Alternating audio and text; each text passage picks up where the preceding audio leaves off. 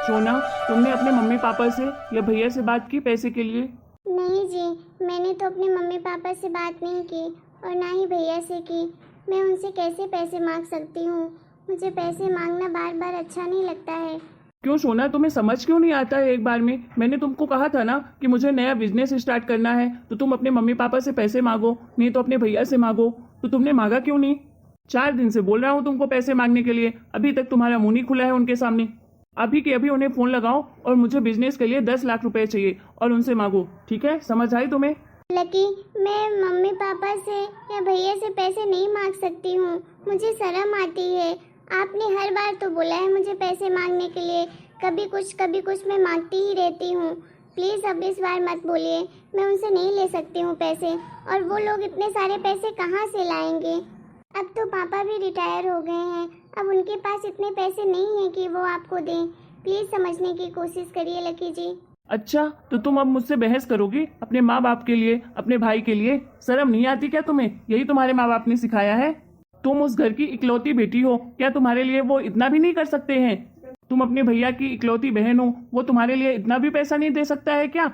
क्या हुआ बेटा, क्यों इतना गुस्सा कर रहा है तू? अरे देखो ना माँ, मैं 1 हफ्ते से इसको बोल रहा हूँ पैसे मांगने के लिए, अपने घर वालों से पैसे मांगे, मुझे नया बिजनेस स्टार्ट करना है। मैंने आपको बताया तो था, लेकिन ये अपने घर वालों को बोलती ही नहीं है, फोन ही नहीं लगा रही है। लगता है बेटा तेरी बीबी के ना बहुत पर निकल आए हैं इस समय, पर काटने ही पड़ेंगे। क्यों कल मुही, क्यों नहीं लगा रही तू अपने माँ बाप को फोन, अपने भाई को फोन? लगा चुपचाप से और पैसे मांग। एक तो दहेज भी इतना कम दिया है, ऊपर से बाद में अगर पैसे मांगने के लिए बोलती हूँ तो तू ज्यादा मलिकाना करती है। चुपचाप से फोन लगा के बोल कि 10 लाख रुपए चाहिए, हमें नया बिजनेस स्टार्ट करना है। प्लीज माँ जी, समझने की कोशिश करिए। हमारे मायके में इतना भी पैसा नहीं है कि वो हमें हर बार दे पाए। हम तो हर बार कुछ न कुछ उनसे मांगते ही रहते हैं और वो हमारी मांगे भी पूरी करते हैं।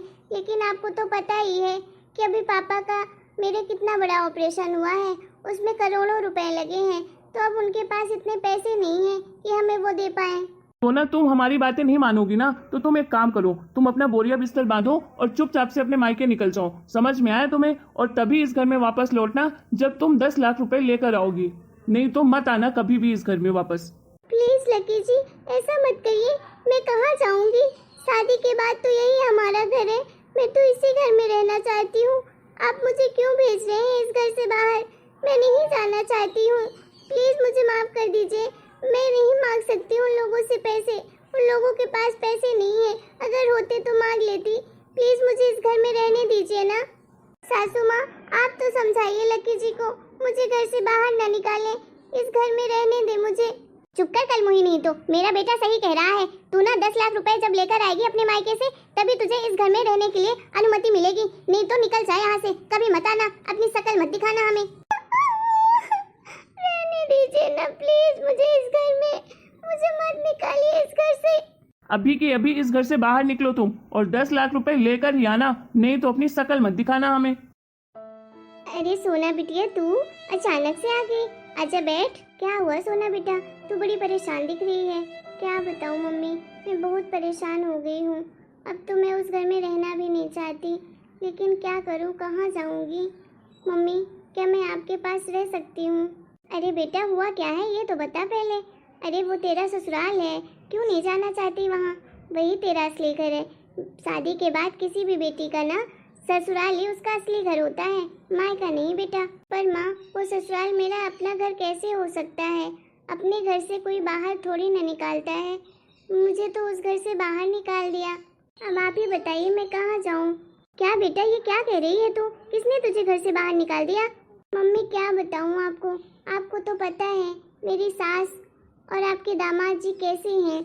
उन्होंने ही मुझे घर से बाहर निकाल दिया है। आपके दामाद जी नया बिजनेस शुरू करना चाहते हैं, तो उन्होंने मुझसे 10 लाख रुपए मांगे। कहा कि अपने मायके वालों से 10 लाख रुपए मांगो, मुझे बिजनेस स्टार्ट करना है। इसलिए मैं नहीं मांगी आप लोगों से, और मुझे पता था कि आप लोगों के पास पैसे भी नहीं हैं। आप लोगों ने अभी तो पापा का इलाज करवाया है, तो सारे पैसे तो उसी में ख़त्म हो गए हैं। फिर कैसे मांगती मैं आप लोगों से? इसी वजह से आपके दामाद और आपकी समधन जी ने मुझे घर से बाहर निकाल दिया। मेरी एक भी नहीं सुनी। मैंने बहुत मिन्नतें की उनसे कि मुझे रहने दीजिएगा इस घर में, लेकिन उन्होंने मेरी एक भी नहीं सुनी। बोला तुम जब 10 लाख रुपए लेकर आओगी तभी इस घर में रहने दूंगा, नहीं तो मैं इस घर में पैर नहीं रखने दूंगा तुम्हें। तुम्हारी शक्ल नहीं देखना चाहता हूँ। अब आप बताओ मम्मी, कहाँ जाऊँ मैं, क्या करूँ, कुछ समझ नहीं आ रहा है। बेटा तो परेशान मत हो, सब कुछ ठीक हो जाएगा। मम्मी सब कुछ कैसे ठीक हो जाएगा, आप ही बताइए। इतने सारे पैसे मैं कहाँ से लेकर आऊंगी, और अगर पैसे लेकर नहीं गई तो वो लोग मुझे अपने साथ नहीं रखेंगे।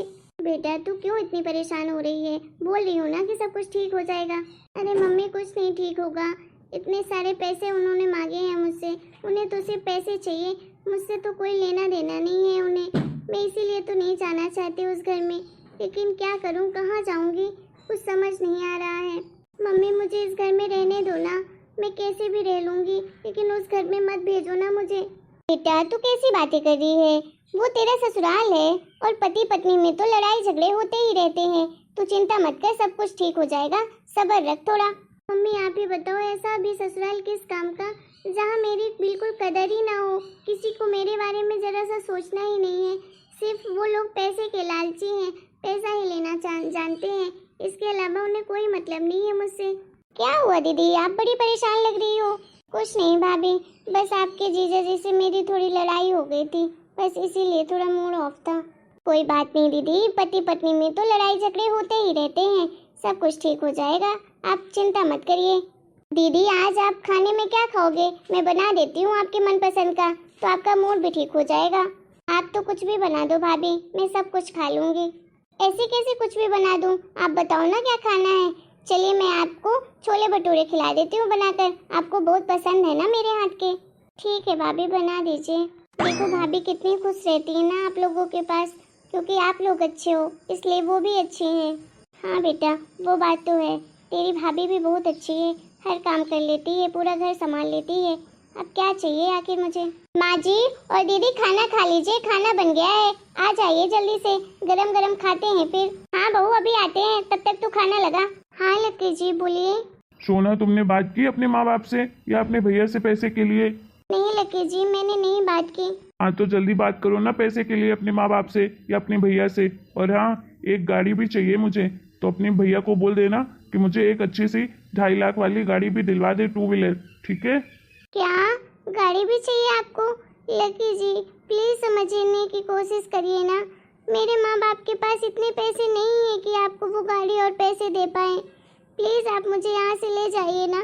क्या क्या मत करो, चुपचाप से जो बोला है वही करना। जब तक 10 लाख रुपए और एक गाड़ी तुम लेकर नहीं आओगी ना, तब तक इस घर में कदम मत रखना, नहीं तो जानती हो मुझे। और ये सब बताने की ज़रूरत नहीं है कि ये सब मैंने मांगा है, समझ आई तुम्हें? ये तुम अपने हिसाब से देख लो कैसे तुम्हें बात करनी है। लकी जी की डिमांडें तो बढ़ती ही जा रही हैं, मेरे बारे में नहीं सोच रहे हैं कि मैं इतने दिन से यहाँ आकर बैठी हूँ तो बुला ले, वो उनको नहीं आता है, बस उन्हें पैसे और गाड़ी चाहिए। बेटा मैंने तुझे कहा था ना कि लकी जी से बात करके बुला लेना उन्हें, और तू चली जाना उनके साथ अपने ससुराल। तूने बात की? मम्मी मैंने आपको कहा ना कि मुझे नहीं जाना उस घर में, फिर क्यों आप मुझे जबरदस्ती भेज रही हैं? अरे बेटा इतनी सी बात को तू इतना क्यों बढ़ा रही है, ससुराल में तो छोटी मोटी बातें होती रहती हैं। अरे जहाँ 4 बर्तन होते हैं वहाँ तो खनखन थोड़ी होती ही है, तो इसमें घबराने वाली बात नहीं है बेटा, समझदारी से काम ले। अरे मम्मी मेरी बात समझने की कोशिश तो करो एक बार। क्या सुनो बेटा तेरी बात? अरे बेटा औरत जाति ऐसी होती है, उसे सब कुछ सहन करना पड़ता है, और वो भी खुशी खुशी। इतनी सी बात का इतना बतंगड़ मत बना बेटा, संभाल अपनी चीजें और अपने रिश्तों को भी संभाल। तुझे तो सोचना पड़ेगा ना, तू लड़की है आखिर, तुझे एडजस्ट तो करना ही पड़ेगा। पर मम्मी मैं कितना सहन करूं, मैं 3 साल से सहन तो कर रही हूँ, आखिर मैं भी तो इंसान हूँ, मुझे भी दर्द होता है ना। अरे क्या बोलूं, मेरे ससुराल वाले तो इंसान है ही नहीं, वो तो राक्षस है इंसान के रूप में, उन्हें तो बस पैसों से प्यार है। आपको पता है मम्मी, आज ना लकी जी का फोन आया था मेरे मोबाइल पर, वो मुझसे पता है क्या बोल रहे थे कि मुझे ना एक गाड़ी चाहिए 2.5 लाख वाली, और 10 लाख रुपए लेकर आना जब भी आना हमारे घर, उसके अलावा तो आना मत, कदम मत रख देना मेरे घर में, नहीं तो जानती हो तुम मुझे। अब आप बताओ, मेरे पास तो इतने पैसे हैं नहीं, और आपके पास भी नहीं है, भैया के पास भी नहीं है, फिर मैं कहाँ से लाके दूँ उन्हें ये 2.5 लाख की गाड़ी और 10 लाख रुपए? क्या बेटा उन्होंने गाड़ी मांगी, वो भी 2.5 लाख वाली? अच्छा कोई बात नहीं बेटा, मैं आज ही तेरे भैया से बात करती हूँ, 2.5 लाख वाली जो गाड़ी उन्हें चाहिए वो दिलवा देगा, और हाँ, मैं तुझे 10 लाख रुपए भी दे दूंगी। 5 लाख तो मेरे अकाउंट में होंगे और मेरे पास कुछ गहने पड़े हैं, तो वो गहने बेचकर हो जाएंगे 10 लाख। तो तू लेकर चले जाना। अरे मम्मी, आप क्यों नहीं समझती हो?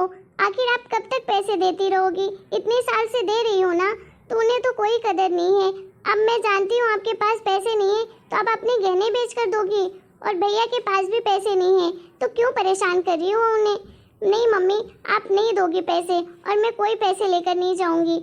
आप मेरे लिए प्लीज इतना मत करो मम्मी। देख बेटा, मैं तेरी माँ हूँ, मैं अपनी बेटी का घर टूटते हुए तो नहीं देख सकती हूँ ना। मुझे करना ही पड़ेगा ना कुछ। मैं अपनी बेटी को ऐसे ही कहीं दर दर की ठोकरें तो नहीं खाने दे सकती हूँ ना। मुझसे तो जितना भी कुछ हो पाएगा मैं मरते दम तक तेरे लिए करती रहूँगी। फिर आगे तू जाने, तेरा नसीब जाने। अब जो तेरे नसीब में लिखा होगा वो तो कोई टाल ही नहीं सकता है। क्या पता बेटा कि यही हो तेरे नसीब में। अब क्या कर सकते हैं? अब उस नसीब के भरोसे हो सकता है कभी तेरे भी जिंदगी में सुख आए। क्यों माँ, आप अपनी बेटी को नसीब के भरोसे उसे मरने के लिए छोड़ दोगी क्या? ये कैसी बातें कर रही हो आप माँ? आपसे ऐसी उम्मीद नहीं थी। अरे बेटा, तू नहीं जानता है, तू क्या बोल रहा है? मैं उसकी माँ हूँ, मुझे तो टेंशन होगी ना उसके बारे में। मैं क्या नहीं जानता हूँ माँ, मैं सब कुछ जानता हूँ और समझता भी हूँ। क्या मैं नहीं चाहता हूँ कि मेरी बहन अपने ससुराल में खुश रहे? लेकिन ऐसे राक्षस परिवार में मैंने अपने बहन की शादी कर दी है, उसके घर में मेरी बहन कैसे खुश रह सकती है? आपको पता है, मैं ना दीदी के ससुराल में गया था और उनके घर वालों से बातें भी की। वो लोग तो इतने लालची लोग हैं कि अब क्या बोले, उन्हें तो इंसानों की कोई कदर ही नहीं है।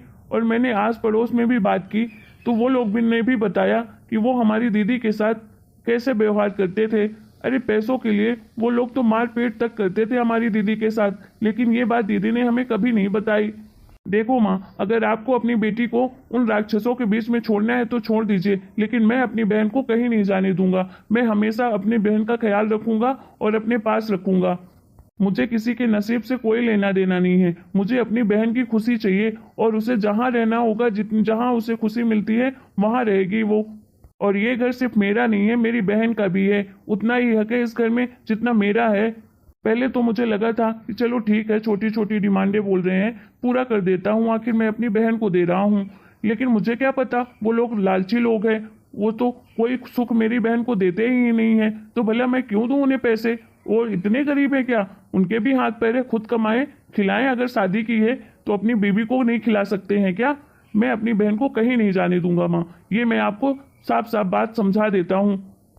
मुझे पता है आपको समाज की वजह से डर लगता है कि आपकी बदनामी होगी, लेकिन मुझे समाज का कोई डर नहीं है और ना ही किसी बदनामी का डर है। मेरी बहन जहाँ खुश रहेगी मैं उसे वहाँ रखूंगा और किसी से कोई लेना देना नहीं है मुझे। थैंक यू भैया, कम से कम आपने तो मेरी बातें समझी। देखो दीदी, मैं आपसे राखी बंधवाता हूँ तो सिर्फ इसलिए नहीं बंधवाता हूँ कि बस फॉर्मेलिटी पूरा कर दूँ। अरे उस राखी का बहुत महत्व होता है।